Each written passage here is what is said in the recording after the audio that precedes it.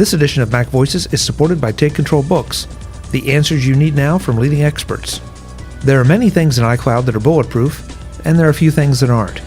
Joe Kissel makes sure you know what's what and how to take best advantage of Apple's cloud service in Take Control of iCloud 2nd Edition. Get it now at takecontrolbooks.com. MacVoices is in San Francisco for Macworld iWorld 2014. I'm Chuck Joyner. Folks, it's been a while since we've had a chance to talk to John Christopher of DriveSavers. John, it's great to have you back. Thanks so much, Chuck. It's great to see you. Welcome to the show. You were just telling me that DriveSavers has been at this show for 21 years? That's right. 21 expos. 21 right here in San Francisco. And of course, we're not far away. We're up in Novato, about 20 minutes over the Golden Gate Bridge. But, we love Macworld, and it's our favorite event to do. So this has been one fantastic event. Good show. Well, we obviously appreciate all the support for the show after 21 years. Yeah. I've seen a lot of fun and cool things over the years, and we've seen more cool things today. Yeah, exactly. It's been a very kind of cool things show, no question about it. Yeah. Unfortunately, your service does not deal with cool things. You deal with disaster. How was that for a segue? That was good.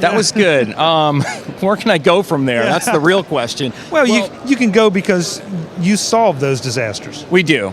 So DriveSavers is a data recovery service company, and we've been in business for 28 years, and we rescue data from all kinds of different devices, anything from, say, a digital camera card, through smartphones and tablets and iPads, all the way to your regular hard drives, SSD devices, all the way on up to enterprise level servers, multi-disk RAID systems, and that kind of thing. Again, we've done this for 28 years. We're a pioneer in the industry, and we have what's known as a clean room facility, which is a dust-free environment, which allows us to disassemble the hard drives down to the component level, swap out parts as needed from our 20,000 part inventory, 20,000 drive inventory, and get the drives working just long enough that we can make an image clone or a copy of the data, get it all off the drive, and get it back to our customers. In 28 years, 21 at the show, but 28 years in business, you've seen a lot of changes in storage. Many changes, yeah. And right now I would think that the most recent changes are iPhone, iPad, and SSDs. Mm-hmm. Because that's right. The rotationals, have the rotationals changed that much, or it's pretty much still the same? Well, mechanical drives actually are changing. There are some things that are going on with them, and I'm not going to go into too much of the technical details, but believe it or not, there are some changes that are still going on with good old-fashioned, mechanical hard disks with spinning platters inside. Everyone loves SSD, solid-state drives. I love SSD, but just like those drives that are spinning, you can still lose data with an SSD drive, even though it's not a mechanical device. So how can aside from some of the things you have here with disasters happening to machines, how can I lose drive with data with an SSD? Well, the drive can actually fail. It's electronic components, so they can go bad. That's typically what we're seeing with quite a few of the SSDs. I'm not going to say all of them, but once in a while there's a batch of bad ones that seem to come out, and so that's certainly one way that happens. Then there are other things that can happen, physical damage. If you've got your MacBook Air and you drop it to the ground or something, you're bound to do some damage in there, or if it gets wet. Those are the kinds of situations where we're mostly seeing the drives come in. Okay, so you're able to recover those? I realize nothing is ever 100%, but you're able to do that. Yeah. It always depends on the scenario, the situation, what has happened to the device, and we're successful around 90% of the time. Wow, that's pretty darn good. Yeah. How about iPhones and iPads? Do they present any different challenges, or is it just the same, basically the same thing? They do, and most of the iPhones that we see come in with water damage, and that's the main thing. Is someone has dropped their phone. They've dropped them in the toilet. We see quite a few of them actually come to us that have not been synced or have not been backed up, and sure enough, it's It's been dropped in the toilet. So that happens. I mean, it happens. What can you say? So there's that. And many times, people want to get their phones recovered because they've got photographs on there or contacts or things that are irreplaceable, data that's irreplaceable that merits spending money on the data recovery itself. So that's the thing, is not everybody comes to us when they lose data, because they've got to think about the cost that's involved.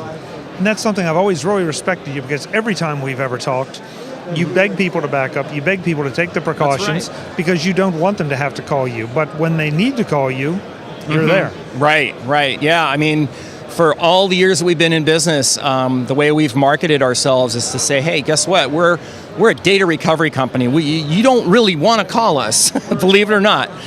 We're the only company that we know of that have been trying to put ourselves out of business all these years. But even in our main brochures, we've got tips in where we talk about how to back up your device, what not to do, how to be careful with it.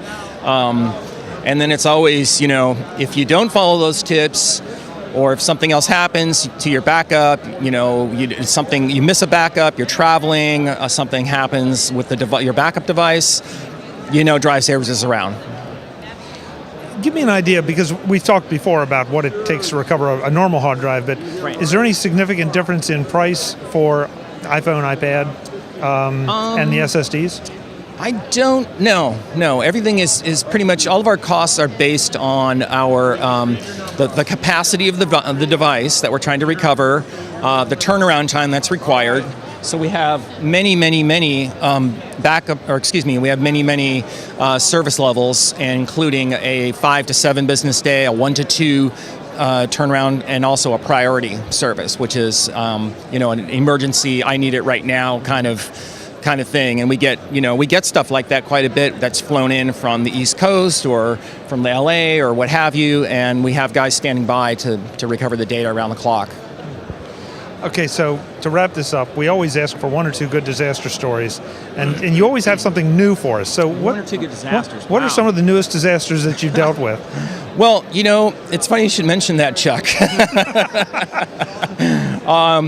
This time I don't really have disaster story to share with you, but I will tell you a little bit about our e-discovery and digital forensics divisions. And these are areas of DriveSavers that have been growing slowly over the years. And we've been doing quite a few different types of cases for attorneys and for corporate clients, and some individuals, who are, for example, facing a divorce case, and they'll send in a phone where they want to see if the spouse is, cheating, or if there are unusual text messages and what have you. Recently, probably the most unique story I could share with you right now would be about a laptop that was found under a decaying body. And human body. And so that presented quite a bit of a biohazard for us, and we had to do a whole biohazard process before the drive itself could even be brought into our facility. So there are lots of weird and unusual things that happen where you need data recovery. That's just one unique case. Yeah. On that happy note, I'm sorry. The website for the people when they need you is? If and when you need us, just back up your data and you won't need us. But if you do, it's 1-800-440-1904, or you can go on the web, type in DriveSavers, DriveSavers.com, and it'll take you right to our website. John, it's great to see you. It's been too long. Yes, it has. I hope we see you again soon. And if not sooner, next year right here. Indeed. All right. Thanks again, Chuck. Thank you. Folks, more from Macworld iWorld 2014 in San Francisco. I'm Chuck Joyner. Thanks for watching.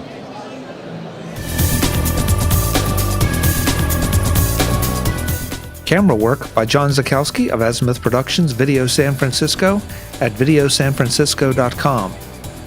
Visit MacVoices.com for links, show notes, to subscribe, to connect with Chuck on Twitter, app.net, Google+, and Facebook.